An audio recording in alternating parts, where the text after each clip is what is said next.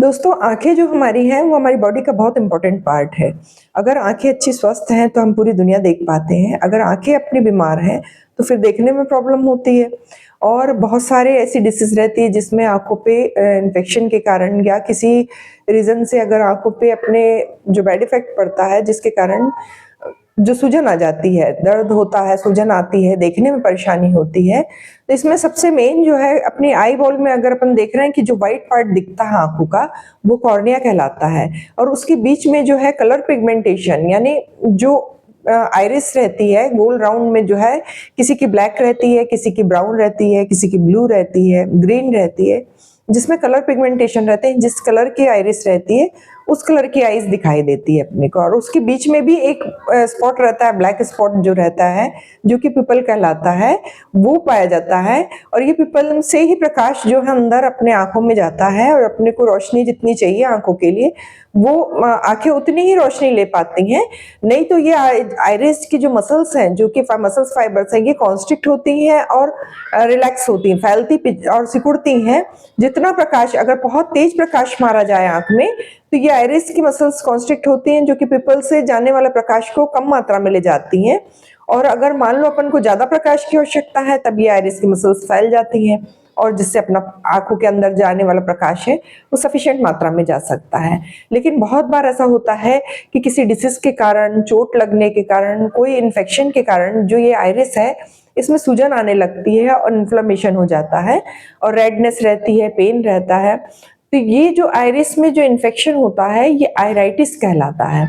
हम आज के वीडियो में होम्योपैथी की ऐसी कुछ मेडिसिन बताएंगे आपको जो कि अगर किसी को आइराइटिस है तो उसमें कौन कौन सी मेडिसिन यूज करना और कितनी पोटेंसी में इसको यूज करना और इसके साइन सिम्टम्स के बेस पर वो मेडिसिन का सिलेक्शन करना, ये डिसाइड करेंगे। Hello everyone, welcome to my channel. दोस्तों, आप अगर मेरे चैनल पे नए हैं या अभी तक सब्सक्राइब नहीं कर रहे हैं तो इसे जरूर सब्सक्राइब कीजिए और बेल आइकॉन में ऑल के ऑप्शन को जरूर प्रेस कीजिए ताकि आने वाले जितने मेरे वीडियो हैं उनके नोटिफिकेशन आप तक के पहुंच सके।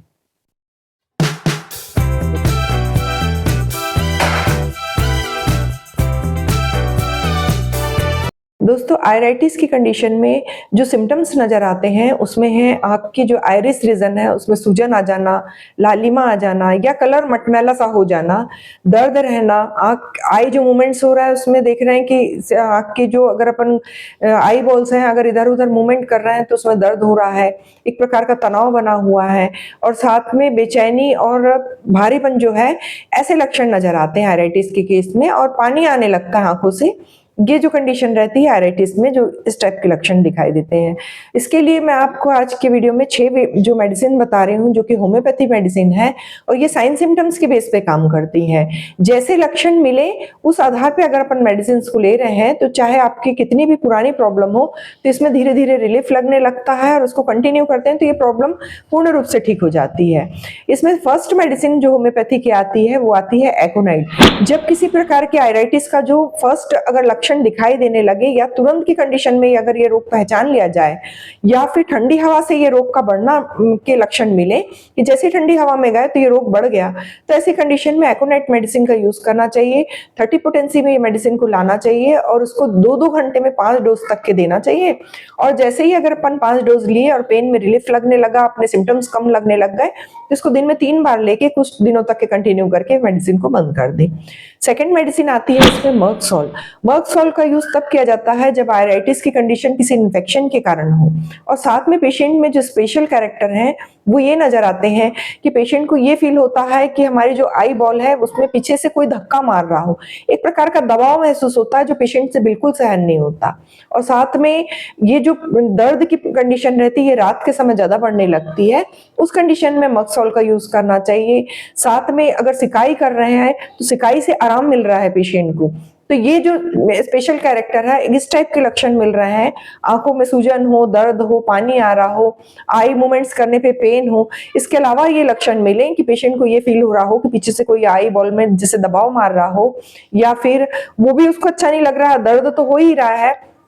इसके अलावा अगर वो सिकाई कर रहा है, किसी प्रकार की गर्म सिकाई कर रहा है, तो पेशेंट को रिलीफ फील हो रहा है, ये इसका स्पेशल कैरेक्टर है। उस कंडीशन में मक्सोल मेडिसिन को 200 पोटेंसी मिलाना है और 2-2 ड्रॉप दिन में 3 बार लेना है। कुछ दिनों तक के कंटिन्यू करना है मेडिसिन को और रिलीफ मिलने के बाद उसको बंद कर देना है। इसमें जो थर्ड मेडिसिन आती है वो है एसाफेटिडा। एसाफेटिडा उस कंडीशन में देना है जिसमें अपने को ये पूरे सिम्टम्स तो मिल ही रहे हैं, इसके अलावा पेशेंट में जो मेन सिम्टम्स मिलता है वो ये रहता है कि उसको सिकाई से जो है आराम मिल रहा है, और सिकाई के आराम मिलने के अलावा वो दबाव जो डाल रहा है अपने दोनों हाथ से अपनी आई बॉल को एक प्रकार का प्रेशर डालता है, तो कुछ देर के लिए उसको रिलीफ मिलने लगता है। ये लक्षण मिल रहा है कि बार बार पेशेंट अपनी आंखों को हाथों से दबा के एक प्रकार का दबाव डाल रहा है और उसको समय में उसको रिलीफ मिल रहा है। तो अगर ऐसा लक्षण मिलता है तो एसाफेटिडा जरूर यूज करना चाहिए। इसको भी अपने को 30 पोटेंसी में मेडिसिन यूज करना चाहिए। 5 डोज तक के इसको 2-2 घंटे में यूज करें, उसके बाद दिन में 3 बार कर दें और जैसे ही रिलीफ मिलता है मेडिसिन को बंद कर दें। नेक्स्ट मेडिसिन आती है हिपरसल्फ। हिपरसल्फ का यूज उस कंडीशन में करना है जब पेशेंट को सिकाई से आराम मिले, रोगी को बहुत ज्यादा मतलब खूब ओढ़ के कपड़े पहन के रखने की आदत हो, यानी शॉल वगैरह ओढ़ा हुआ है, ठंड से जो है उसका रोग बढ़ रहा है, लेकिन गर्म सिकाई वो कर रहा है आंखों में तो उसको रिलीफ मिलता है। उस कंडीशन में अपने को हिपरसल्फ मेडिसिन का यूज करना है। और ये मेडिसिन अगर अपने को तब यूज करते हैं कि जब अपने को ऐसा लगे कि पेशेंट को बहुत अधिक आंख से जो है जलन वाला पानी आ रहा है, कंटिन्यू पानी बह रहा है, लालिमा है और रेडनेस के अलावा सूजन भी है आइरिस में, और आइरिस का कलर मटमैला सा हो गया है। उस कंडीशन में अगर अपन इसको हिपरसल्फ का यूज कर रहे हैं, जो कि 200 पोटेंसी में मेडिसिन का यूज कर रहे हैं, 2-2 ड्रॉप दिन में 3 बार यूज करना है, और फिर 3 दिन तक के कंटिन्यू करने के बाद पेशेंट को अगर रिलीफ मिल रहा है तो इसको अपने को दिन में 2 बार करके थोड़े दिन तक के कंटिन्यू करके जैसे सिम्टम्स कम होते हैं मेडिसिन को बंद कर दें। नेक्स्ट मेडिसिन आती है इसमें रस्टॉक्स। रस्टॉक्स का यूज उस कंडीशन में किया जाता है जब रूमेटिज्म का पेशेंट हो, यानी जोड़ दुख रहे हो, हड्डियां में दर्द हो। इसके अलावा जैसे ठंडे पानी में अगर मान लो पेशेंट भीग गया हो, जैसे एकोनाइट का पेशेंट रहता है वो ठंडी हवा लगने से उसके रोग में वृद्धि होती है, वैसे रस्टॉक्स का पेशेंट रहता है उसको पानी में भीग जाने के बाद उसके रोग में वृद्धि होती है, तो उस कंडीशन में रस्टॉक्स का यूज करना चाहिए। या रूमेटिज्म का पेशेंट है कि जोड़ों में दर्द है, हाथ पैर में दर्द है, उसके साथ में आंखों में दर्द है, आई बॉल है वो मूवमेंट कर रही है तो उसको पेन हो रहा है। और अगर मान लो किसी का ऐसा हो कि ऑपरेशन हुआ हो, कैटरेक्ट का ऑपरेशन हो गया हो, उसके कारण ये ऑपरेशन अगर मान लो उसमें किसी प्रकार का बिगाड़ आ गया हो, या फिर उसके कारण उसके बाद से जब से ऑपरेशन हुआ तब से पेशेंट ये कंप्लेन करे कि उसकी आंख से लगातार पानी बहता है, आंखों में दर्द बना रहता है, इस टाइप की कंडीशन बनी हो तो उस समय में रस्टॉक्स का यूज जरूर करना चाहिए। 200 पोटेंसी की मेडिसिन लाना है और 2-2 घंटे में अपने को 3 बार ये मेडिसिन को यूज करना है, सुबह, दोपहर और शाम। उसके बाद 5 दिन 7 दिन तक के कंटिन्यू करना है मेडिसिन, और उसके बाद रिलीफ मिलने के बाद अपने को मेडिसिन बंद कर देना है। दोस्तों, जब भी होम्योपैथी मेडिसिन लें तब आधा घंटा पहले कुछ ना लें और आधा घंटा बाद कुछ ना लें। ये हर प्रकार की मेडिसिन के लिए ये जो नियम है ये लागू होता है। और अगर बहुत सीवियर कंडीशन है, बहुत ज्यादा अगर दर्द हो रहा है और सहन नहीं हो रहा है, तो उस समय में अपने को कोई भी मेडिसिन यूज करना है जो 30 पोटेंसी की या 200 पोटेंसी की है, तो उसको 2-2 घंटे में 5-7 डोज कंटिन्यू करना है, और जैसे ही थोड़ा सा कमी लगती है उसके बाद इसको दिन में 3 बार करना है। ऐसे ही मेडिसिन को अपन को कंटिन्यू यूज करना है, रिलीफ मिलने के बाद मेडिसिन को बंद कर देना है। अगर ये मेडिसिन आप यूज कर रहे हैं तो आपका कितना भी पुराने से पुराना भी जो आयरिटिस की प्रॉब्लम हो तो ये धीरे धीरे ठीक हो जाती है। दोस्तों, यदि आपको मेरा ये वीडियो इन्फॉर्मेटिव लगा हो तो आप अपने फ्रेंड, फैमिली, रिलेटिव्स के साथ इसे जरूर शेयर कीजिए। वीडियो पसंद आया हो तो लाइक कीजिए। ऐसे ही इन्फॉर्मेटिव वीडियो के साथ मैं आपसे फिर से मिलती हूँ एक नए टॉपिक के साथ नेक्स्ट वीडियो में। Take care and stay safe.